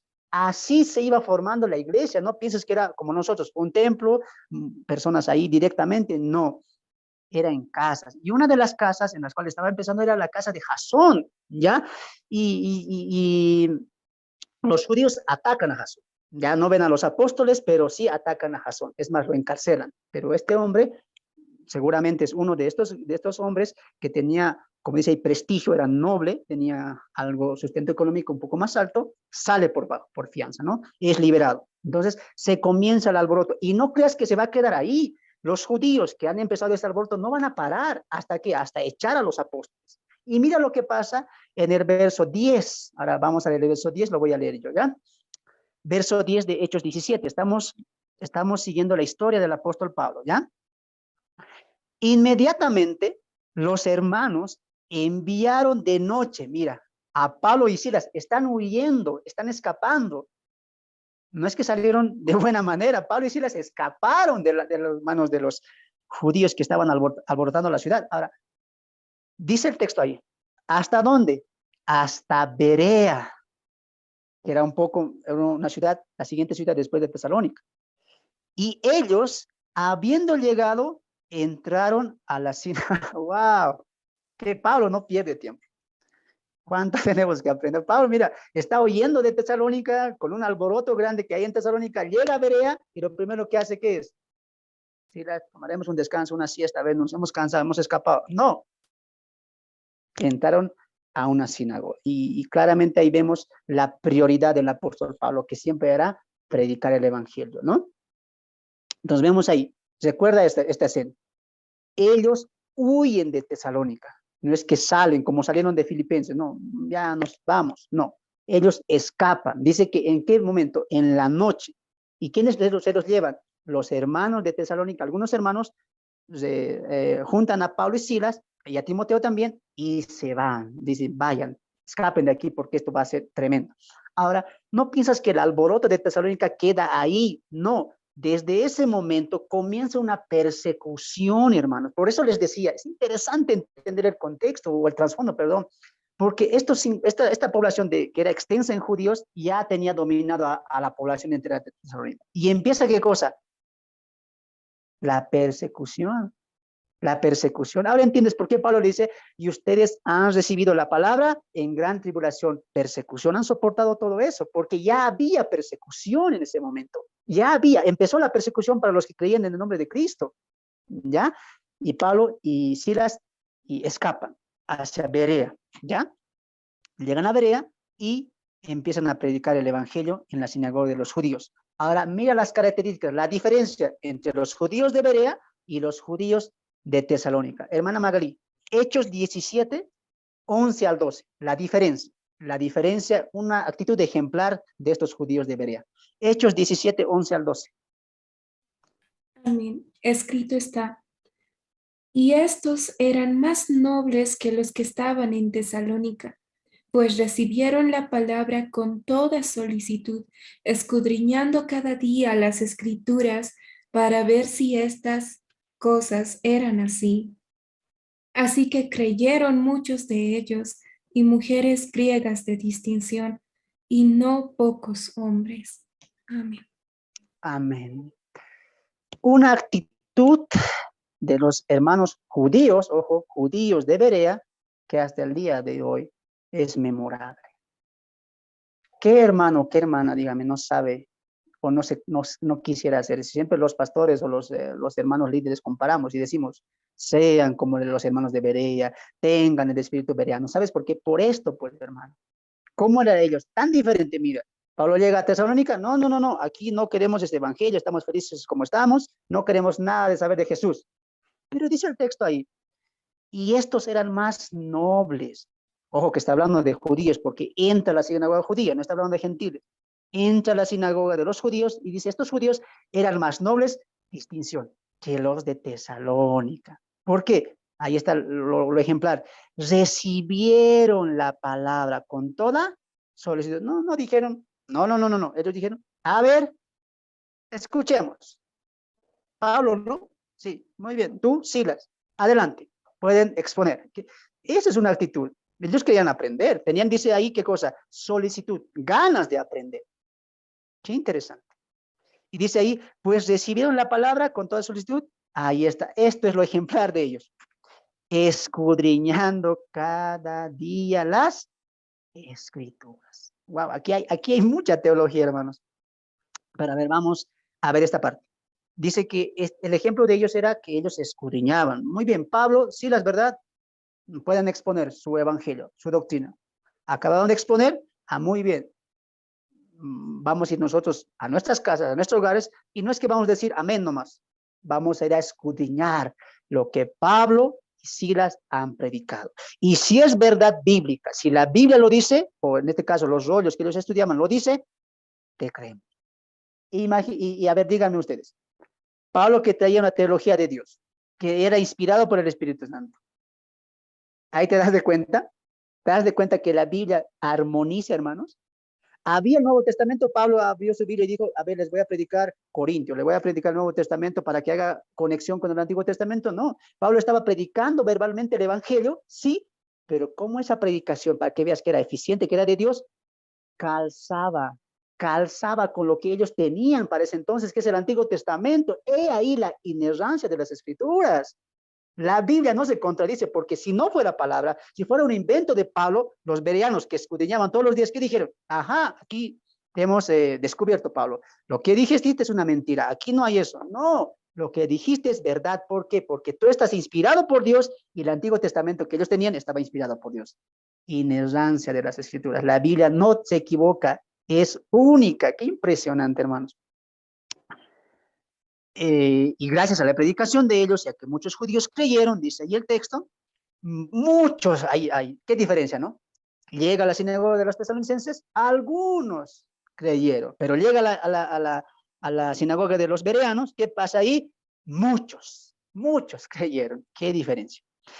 Y mujeres, nuevamente las mujeres, wow, estas mujeres sí que no perdonan, ya van a querer aquí llenar una iglesia pura de mujeres seguramente, porque vemos iglesias en Filipenses, vemos en Tesalónica y estamos viendo aquí en Berea también, o sea, las mujeres siempre llevan la delantera. Dice ahí, y mujeres griegas de distinción, o es decir, de posición. Y no pocos hombres, griegos que se estaban convirtiendo. ¡Wow! Estaba creciendo la iglesia en Berea. Entonces vemos ahí cómo el evangelio está produciendo frutos en la provincia de Macedonia. Hermana Pati, Hechos 17, verso 13 al 15. Espero que estén entendiendo la novela. Ya estamos llegando al epílogo, ya estamos llegando al final. Hechos 17, 13 al 15. Y mira cómo la maldad de los judíos de Tesalónica persigue, incluso hasta la ciudad de Berea. Hechos 17, 13 al 15. Dé la lectura, hermana, por favor. Amén. Cuando los judíos de Tesalónica supieron que también en Berea era anunciada la palabra de Dios por Pablo, fueron allá y también alborotaron a las multitudes. Pero inmediatamente los hermanos enviaron a Pablo que fuese hacia el mar, y Silas y Timoteo se quedaron allí. Y los que se habían encargado de conducir a Pablo le llevaron a Atenas. Y habiendo recibido orden para Silas y Timoteo, de quienes viniesen a él lo más pronto que pudiesen, salieron. Amén. Wow. Qué escena. Vemos ahí que la maldad, una maldad que persigue, una maldad que busca la destrucción y que no se conforma. Porque los judíos ya habían salido. Ya entiendes por qué hay tanta persecución, porque la persecución no solamente en Tesalónica, sino también era en Berea, era también en las ciudades de provincias también de Acaya, que es cerca a Corinto. O sea, empieza una persecución masiva en la provincia de Macedonia. Sí, los judíos están totalmente airados. Me acuerdo la escena en Esteban, de verdad, cuando los judíos le escuchan, y mientras más le escuchan, ¿qué hacen? Crujen los dientes, dice, ¿no? Crujían los dientes de rencor, de odio, querían ya tomar piedras y matar a Esteban. ¿Tú crees que no querían matar al apóstol Pablo, a Silas? Para que veas que la maldad quiere cortar el evangelio y persigue. Tú puedes pensar, muy bien, los botaron de Tesalónica, ¿qué más quieren? No, esto va a continuar. Wow. He ahí el intento de Satanás, del enemigo, de frenar el evangelio, pero no lo va a hacer, y tampoco lo va a hacer el día de hoy. Lo que estamos haciendo, por ejemplo, acá, en estos estudios, él no lo va a parar, a menos que tú te des por vencido. ¿Qué hizo Pablo con Silas? ¿Qué dijo? nos botan de todo lugar, ¿qué hacemos? Creo que lo dejaremos, volveremos a Jerusalén. No, hay que continuar. El enemigo va a ganar siempre y cuando tú le des esa oportunidad de verte derrotado, vencido. Recuerda, tú eres un soldado, y el soldado se cae, pero se levanta y continúa en la batalla. Pablo hizo eso y Silas. ¿Qué nos toca? Vamos a ver, ¿qué hay que hacer? Predicar. Una sinagoga, ¿dónde está? Prediquemos el evangelio. ¿Y qué pasó? Se convirtieron muchos. Cuando uno tiene una confianza en Dios, ¿y en qué nombre está yendo, hermanos? Nada puede parar el obrar de Dios. ¿Sabes por qué? Porque vamos en un nombre superior, en una autoridad mayor, en el nombre de Cristo, el Dios Todopoderoso. Y dime, ¿quién puede parar el obrar de Dios? Nadie puede parar el obrar de Dios. Por más que estos judíos de Tesalónica intenten ir contra Pablo, contra Bernabé, y van a masacrar a muchos, sí, va a haber mucha persecución, sí, pero aún así el evangelio no va a parar, y es lo que el día de hoy está haciendo. Mírenos a nosotros. ¿Cómo hemos empezado? Muchos de los que están aquí ni siquiera sabían bien leer la Biblia, ¿sí o no? Pero hemos aprendido texto, contexto, historia, trasfondo. Estamos aprendiendo el día de hoy, y esto es para que el evangelio continúe. Esto es para que el evangelio prosiga, para que un siervo deje de existir, pero muchos más se levanten y el evangelio, la obra del Señor, crezca y prosiga aún en la adversidad. Por eso es interesante notar que aunque el mundo tiene pandemias, tiene tráfico, tiene delincuencia, y esto se va aumentando, el evangelio también va a seguir caminando a pasos firmes, mientras haya creyentes, siervos y siervas, como Pablo y Silas, o como Lidia en este caso, como las mujeres que se convirtieron, porque no es que las mujeres se convirtieron, ellas también empezaron a predicar. Muchas de estas mujeres, hermanos y hermanas, y muchos de estos hombres que se convirtieron, dieron sus vidas por el evangelio. Dieron sus vidas porque han creído en Cristo Jesús. ¡Wow! ¿Cuán lejos estamos de verdad? Vivimos nosotros en tiempos cómodos y recibimos la palabra. Mira cómo estamos recibiendo la palabra. Mediante internet, cómodos en la casa, en un sillón, en un sofá, abrigados o con un ventilador, dependiendo del país, pero estamos cómodos. Ellos recibían la predicación, los hermanos de Tesalónica, en medio de gran tribulación. Había persecución. Alguien que te veía, mira, allá hay un cristiano, rápido, a la cárcel, rápido, negá, no aceptes, ya no hables de eso. No, voy a seguir creyendo. Entonces, a la cárcel, a morir. ¡Wow! Eso es cuando el apóstol Pablo dice, y ustedes recibieron la palabra en medio de ¿qué? De gran tribulación, de angustia, de alboroto. Pero aún así la palabra tuvo poder. ¿Qué enseñanzas nos deja solamente esta narración de hechos? ¡Wow!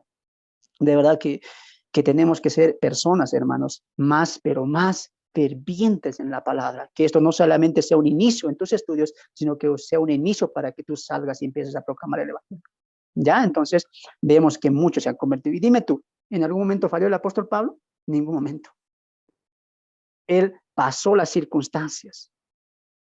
A veces, hermanos, tenemos que entender y ver oportunidades aun cuando no las ves.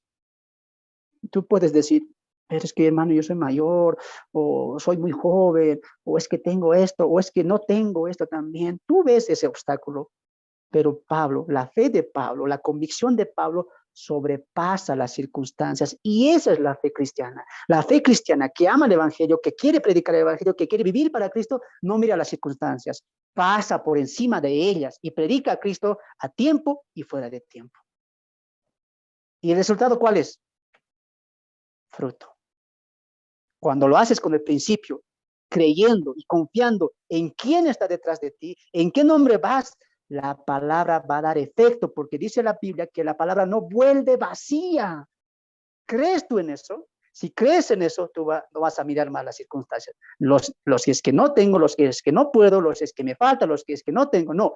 Tú vas a mirar eso y vas a pasar encima de eso y vas a dejar que Dios utilice tu vida y tu boca para su gloria. Y vas a ver frutos. Pero ¿eso qué implica? Sacrificio. Mucho sacrificio. Así que si tú quieres ser predicador, proclamador y proclamadora del evangelio, vas a tener que sacrificarte. Porque sin sacrificio no hay resultados. Empecemos a sacrificarnos por Cristo. Y que Dios tenga. Porque Él lo merece. Él merece que nos sacrifiquemos. De verdad. ¿Sabes qué yo pienso a este punto, hermanos? Que el evangelio llegó por mucha sangre. ¿Te has puesto a pensar en eso? Para que hoy tengamos el evangelio, la palabra, muchas personas murieron por esta palabra. Muchas personas dieron sus vidas creyendo en Cristo Jesús y aceptaron los azotes, las cárceles, las prisiones, gozosos, porque sabían en quién han creído. Y de verdad que es triste que hoy, teniendo conexión a internet, teniendo facilidad, teniendo el canon cerrado, hermanos, no la sabemos aprovechar. ¿Por qué yo hago este tipo de estudios? Porque estoy fascinado por la palabra. Estoy enamorado de la palabra. ¿Cuánto darían los hermanos en Tesalónica o los hermanos de esta época por leer la Biblia que tú tienes, por estudiar así como tú estás estudiando?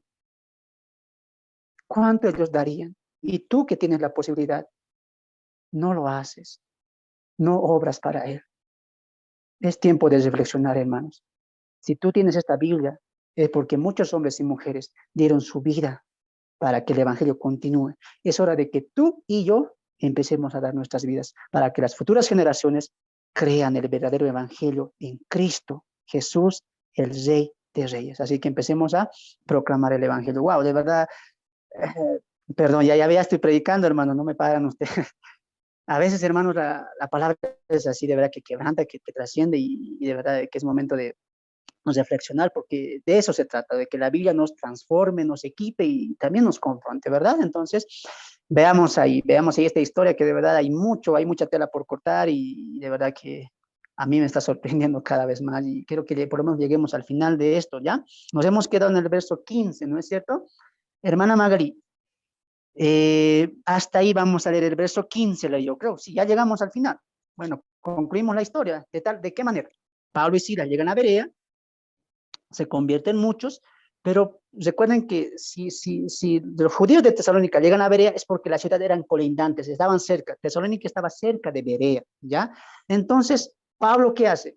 Pablo ve que ya que se está acrecentando la persecución, que se está acrecentando el alboroto y que los judíos están persiguiendo a diestra y siniestra a los gentiles que se habían convertido al evangelio. ¿Qué hace Pablo? Dice, muy bien, aquí en Berea deja a dos, a Silas y a Timoteo. ¿Ya? Deja a dos. Ustedes quédense, yo me voy, porque el que estaban buscando más era Pablo, no lo querían ni ver, ¿ya?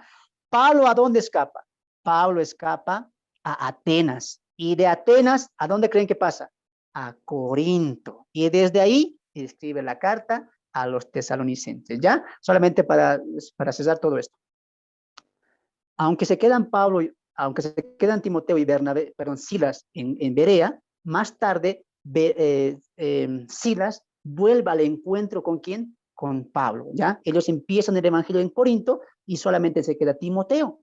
Y Timoteo está ahí encargando y adoctrinando, y eso lo vamos a ver, la riqueza va a estar eso en las epístolas, así que no te pierdas de eso, ¿ya? Hasta aquí, mira la historia increíble del apóstol Pablo y cómo se empieza la fundación de la iglesia en Tesalónica. Nos falta 2 puntos más, hermanos. ¿Aguantan o no aguantan? Nos falta el propósito del libro y el tema central del libro. A ver, ahí quiero escuchar comentarios. ¿Aguantamos o lo dejamos para la siguiente? ¿Qué dice la mayoría?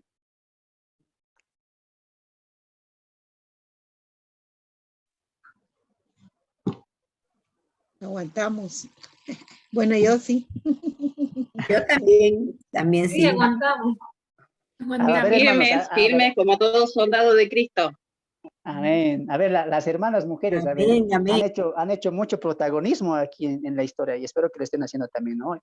¿Qué tal les ha parecido esta historia? A ver, hemos tratado de ser un poco cortos, pero también concisos. Impresionante, ¿verdad? Cómo Pablo empieza la predicación en Macedonia. ¿Qué les ha parecido? A ver ahí, algunos comentarios.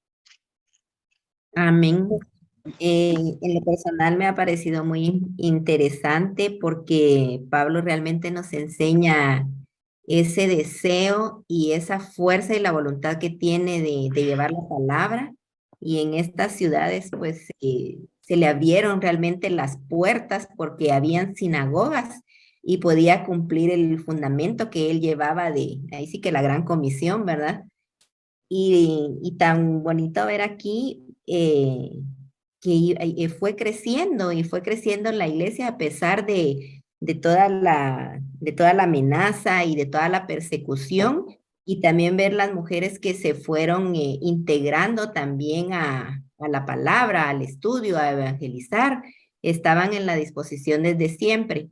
Y es tan interesante ver esto porque muchas mujeres no, hasta no leer y escudriñar la palabra, no podemos ver realmente todo lo que muchas mujeres, por ejemplo, aquí a quien vemos, ¿verdad? No es una mujer muy mencionada, siempre oímos de Esther, de otras mujeres, de Sara, pero aquí es impresionante encontrarnos con Lea, ¿verdad?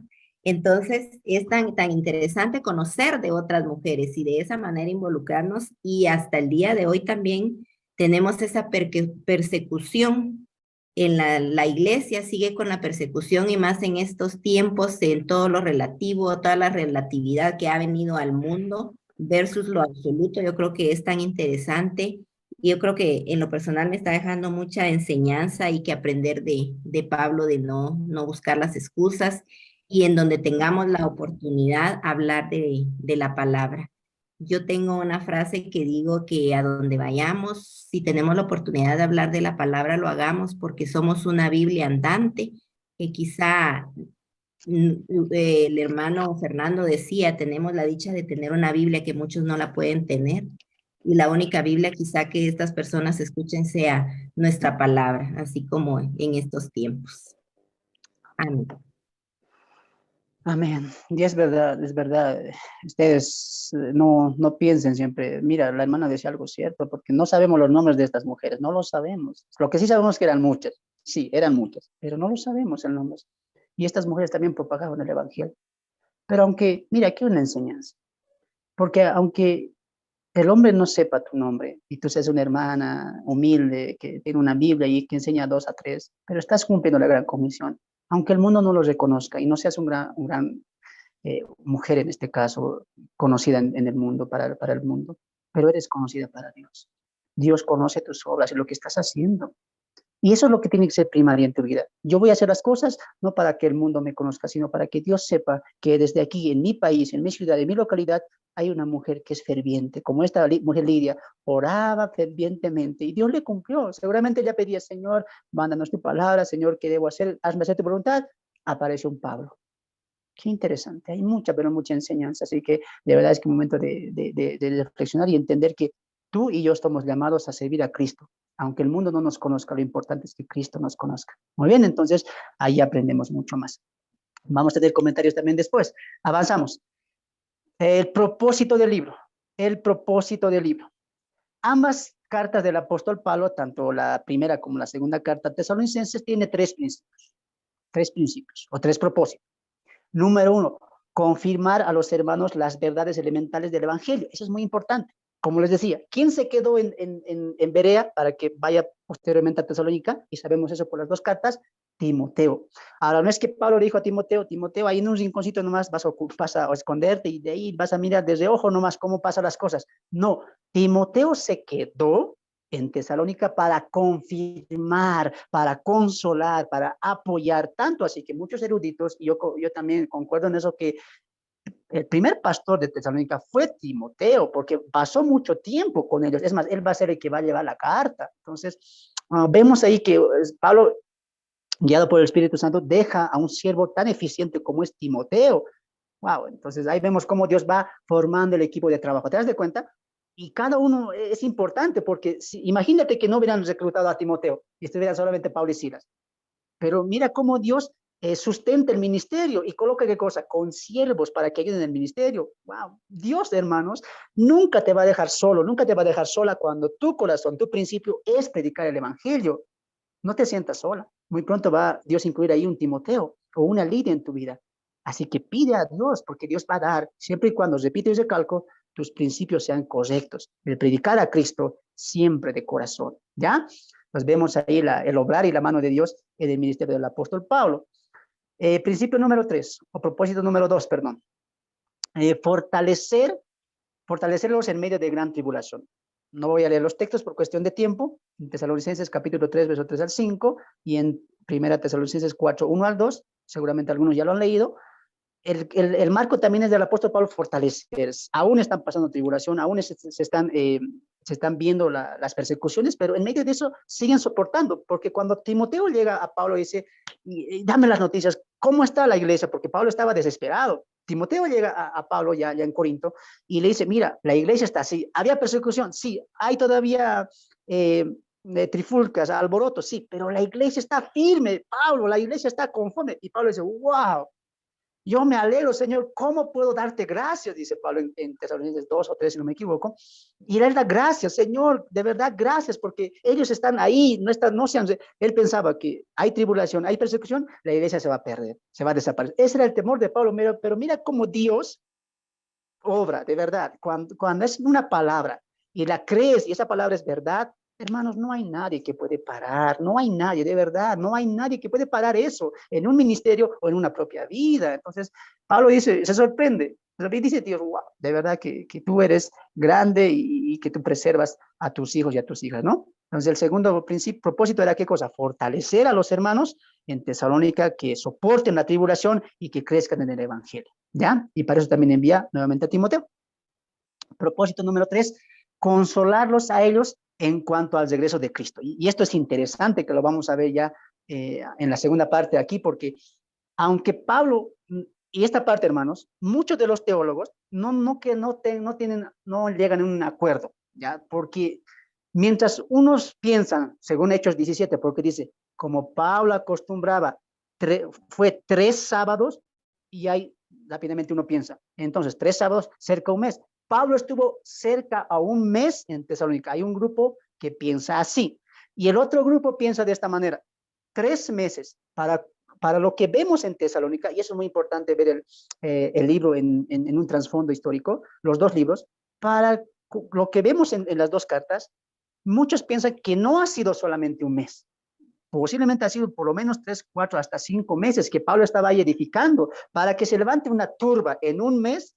Otros piensan que sí se puede dar, como otros piensan que no se pueden dar. Personalmente, yo me voy por este lado. Pienso que Pablo estuvo más de un mes, tuvo que estar ahí. Por lo que estoy leyendo las 2 cartas del apóstol Pablo a Tesalónica, el ministerio que Pablo hizo pudo extenderse más allá del mes que registra Hechos capítulo 17. Pero ya, eso te lo dejo a ti, tú lo sopesarás, también mediante vayamos leyendo las cartas, ¿ya? Pero en ese tiempo lo importante es que Pablo eso también, ¿por qué nos vamos por este lado? Porque lo que Pablo les enseña a ellos es importante, porque exagerando, supongamos que haya estado 3 meses, Pablo enseña mucha doctrina a los tesalonicenses, y en especial acerca del regreso de Cristo. La primera carta y la segunda carta, ahorita lo vamos a ver, el tema central es la segunda venida de Cristo. Y es interesante, de verdad, porque Pablo les da mucha teología. No sé si ellos eran muy preguntones o es que ellos aprendían rápido, no lo sé, pero Pablo les daba mucha teología. Y pienso yo que eso es lo que les mantenía firmes, muy firmes. Ahora, recuerda esto, porque el tercer propósito, ¿cuál es?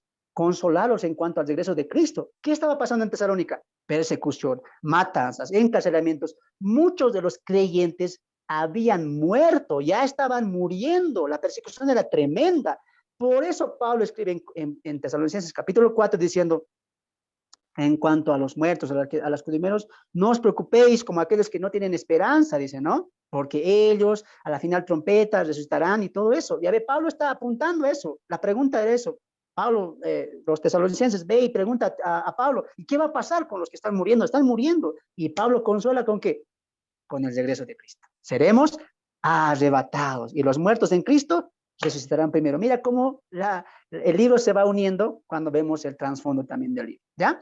Los 3 propósitos del libro. Ahora sí, vamos a finalizar con esto. El tema central, y voy a pedir a mi hermanita Magali que aliste la diapositiva. Tenemos una diapositiva ahí para poder un poquito ampliar esto. Creo que ya lo dije y lo vuelvo a decir también ahora. El tema central de las 2 cartas del apóstol Pablo es la segunda venida de Cristo. Es la segunda venida.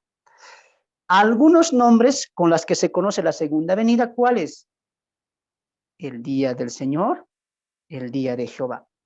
Ahora entiendes por qué los hermanos en Berea aceptaron rápido, porque concordaron eso. Pablo no solamente enseñó que Cristo era el Mesías, también estaba enseñando del regreso de Cristo. Ahora dime tú, En el Antiguo Testamento, ¿acaso no hay vasta información del regreso de Cristo? Lo hay. ¿Por qué crees que Isaías habla del milenio? Está hablando de la segunda venida, ¿sí o no? Por eso había tanta información acerca de la venida del Mesías que los judíos en Berea aceptaron rápido. ¿Por qué? Porque compararon lo dicho por el apóstol Pablo con las escrituras del Antiguo Testamento. Y claramente en el Antiguo Testamento vemos a un Mesías, a un Cristo reinante, ungido en Jerusalén. Pero en el Antiguo Testamento se conoce como distintos nombres. El día de Jehová, el día del Señor, el día de la ira del Señor, etcétera. Y todo eso está apuntando a la segunda venida, ¿ya? Ahora, aquí vamos a un problema, antes que vayamos a la diapositiva. ¿El problema cuál es? Porque muchas personas están en esta distinción. Otros dicen, nadie niega que hay arrebatamiento. Todos saben que hay un arrebatamiento. El problema, ¿sabes cuál es? O la discrepancia, que otros dicen antes del arrebatamiento, antes de la tribulación o después de la tribulación. Y cuando tú presentas tu argumento, no, seremos arrebatados antes de la tribulación, la iglesia será arrebatada antes de los 7 juicios de Dios, ¿qué te dicen? Entonces, para ustedes hay 2 venidas. ¿Has escuchado eso? Para ustedes hay 2 venidas. Una venida invisible, imaginaria, como ellos mofadamente dicen, y una venida en las nubes, como dice Apocalipsis 19. Y esa es la discrepancia. Y ellos nos toman como locos. Ustedes están equivocados. O sea, que Dios va a venir 2 veces, Jesús va a venir 2 veces. Hay 2 venidas, uno en secreto y uno que todo ojo lo verá. Es que ahí no estamos entendiendo una cosa. Por eso te decía, entender el panorama de la Biblia. En el panorama bíblico, hermanos, todo tiene un proceso. Todo tiene un proceso y todos son partes de un evento. En este caso, hablando de escatología simplemente, y eso lo vamos a desglosar bien en Tesalonicenses 1 y 2, la segunda venida, si bien el tema central es la segunda venida, y Pablo habla del arrebatamiento, ¿sabes por qué? Porque el arrebatamiento, hermanos, también es segunda venida, es parte de la segunda venida. No sé si podemos colocar la diapositiva, hermana Magali, ahí para las hermanos y hermanos. A ver, hermana Magali, ¿lo tienes, la diapositiva? Quiero que veamos esta diapositiva y quiero que ahí entiendas esta parte, ¿ya? Hermana Magali, ¿estás ahí?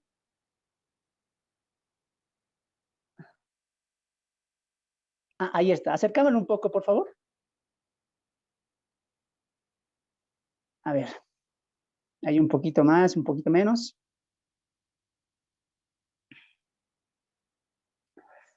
Tenemos que entender que la venida de Cristo no es únicamente ese evento. Y eso es lo que hacemos mal. Lo que hacemos mal. Pensamos que la segunda venida directamente es el evento de Cristo. Y no es así. La segunda venida tiene procesos, tiene eventos y el clímax de todo es la segunda venida de Cristo.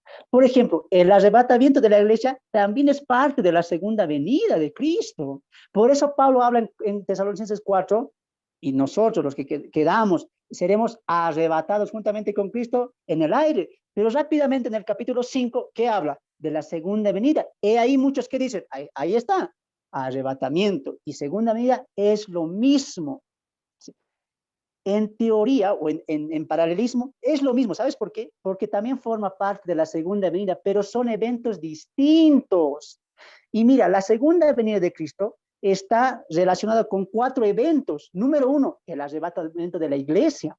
No te sorprendas cuando, por ejemplo, Pablo en Filipenses dice, cuando Él sea manifestado, cuando Él venga, cuando sea la parucía de Dios. Pero tú puedes pensar, ¿pero acaso no seremos arrebatados antes? Es que tú tienes que entender, la segunda venida, el arrebatamiento forma parte de la segunda venida de Cristo. Todos estos eventos son la segunda venida de Cristo, ¿ya? Por ejemplo, a ver, en la segunda venida de Cristo, en la segunda venida del Mesías, en la segunda venida vamos a ver el arrebatamiento. ¿Qué va a pasar ahí? La iglesia será arrebatada en una sola, ¿sí o no? La trompeta se sonará. La iglesia subirá hasta el segundo cielo, Cristo bajará, tendremos un encuentro y empezaremos las bodas del Cordero y el tribunal de Cristo. Eso está pasando ya. Empezó la segunda venida ya. ¿Qué va a pasar después? La manifestación del anticristo. Engañará a muchas naciones, hará pactos con Israel, engañará a Israel también, empezará a surgir su reino establecido y será amo y dueño del mundo de ese entonces. Engañará a muchas naciones. Sabemos eso muy bien por Apocalipsis y el profeta Daniel. ¿Eso también es parte de la segunda venida? Claro que es parte de la segunda venida. Todo se está apuntando a la segunda venida. El otro evento que vamos a ver después es los 7 años de la gran tribulación. Después del primer caballo, donde surge el anticristo, ¿qué va a pasar? Se desatan los siguientes sellos, el segundo, el tercer y el cuarto sello, las 7 copas, los 7 trompetas, todo eso forma parte de la segunda venida, porque recuerda, la segunda venida, hermanos, para unos es bendición, pero para otros también es condenación. En este caso, para la iglesia, es sacarlos, elevarlos, guardarlos de este tiempo de castigo. ¿Para qué? Diría Apocalipsis, para probar a los moradores de la tierra. Entonces, el arrebatamiento, como la manifestación del anticristo y los 7 años de la gran tribulación, son parte de la segunda venida. Y todos estos eventos van a tener un clímax, van a tener un evento final. ¿Cuál? Cristo poniendo sus pies en el monte de los olivos. Tenemos que ver este cuadro panorámico, hermanos. Y ahí lo beneficioso de ver la Biblia en panorama. ¿Te das de cuenta? Porque si decimos, no, segunda venida nomás, entonces 2 venidas, no, es que no hay 2 venidas, pues hermano. Es que a veces nosotros también los creyentes, tristemente a veces por no estudiar, decimos, sí, pues, pero esta primera venida es para nosotros nomás, de manera oculta. No, tampoco caigas tú en ese juego, tú. No hay 2 venidas, hay solamente una venida, pero son 2 eventos diferentes que apuntan a la segunda venida. Espero que me estés entendiendo. ¿Y cómo acaba esto? Sabemos muy bien, la segunda venida, Cristo está pisando sus pies en el monte de los olivos, según el profeta Zacarías, y viene a la casa de Israel, para que veas nada más que son eventos distintos. En el arrebatamiento de la iglesia, ¿a qué lugar Dios llega? ¿Al monte de los olivos? No, a ver, vamos a Tesalonicenses, con esto vamos a ir cerrando. Vamos a Tesalonicenses, ahí un momento, ¿ya? Vamos a Tesalonicenses. Mira, ¿dónde está llegando Jesús en la segunda venida? En el arrebatamiento de la iglesia, para recoger la iglesia. Primera Tesalonicenses, perdón, capítulo 4, verso 15. Por lo cual os decimos esto en palabra del Señor, que nosotros que vivimos, que habremos quedado hasta la venida del Señor, note ahí la palabra venida, no te confundas. Ahora tú ya sabes, avenida, porque es un evento, un acontecimiento con varios eventos, ¿ya? No precederemos a los que durmieron. Y ahí está, porque el Señor mismo, con voz de mando, con voz de arcángel y con trompeta de Dios, descenderá al monte de los olivos, dice, no, descenderá del cielo, y los muertos en Cristo resucitarán primero. Luego, nosotros, los que vivimos, los que hayamos quedado, seremos arrebatados juntamente con ellos, es decir, con los muertos que van a resucitar. ¿En dónde? En las nubes, para recibir al Señor en el aire. No es que el Señor nos va a recibir, nosotros vamos a subir en las nubes hasta el cielo, en este caso al segundo cielo, y desde ahí, tanto muertos que han resucitado para Cristo, y nosotros los que hayamos ascendido vivos en el arrebatamiento, vamos a esperar ¿a quién? A Cristo. ¿Qué diferente con la segunda venida? Cristo poniendo sus pies en el monte de los olivos y este monte se parte. Entonces ahí estamos viendo la teología en panorama, ¿ya? Entonces, el tema central del libro es la segunda venida, pero en Tesalonicenses se nos va a aclarar mucho eso. Recuerda, mejor si te copias este cuadrito, tú lo puedes hacer, porque vamos a empezar por el arrebatamiento de la iglesia, pero dime tú, ¿acaso Pablo acaso Pablo va a dejar a un lado al anticristo? ¿Por qué crees que lo menciona en la segunda carta de Tesalonicenses? ¿Lo menciona, sí o no? Lo menciona, porque es parte de la segunda venida. ¿Ya? Entonces, todo esto y más lo vamos a ver en la carta del apóstol Pablo la siguiente semana, ¿ya? Hasta aquí, solamente hasta aquí. Vamos a llegar, hay mucho por decir, pero ya el tiempo no nos da. Vamos a dejar que esto que hemos aprendido el día de hoy pueda cimentarse en sus corazones también. Hay mucho que aprender con este marco, con este pensamiento, con lo que hemos aprendido. Tú vas a entender más. De verdad que va a ser rica la carta a los tesalonicenses. Ya entiendes el tema, ya entiendes el propósito, ya entiendes el contexto, el trasfondo, y wow, de verdad que lo que se viene la próxima semana va a estar pero muy edificante. Así que hasta aquí, hermanos, hemos podido llegar al final de introducción a la primera carta del apóstol Pablo a la iglesia de Tesalónica.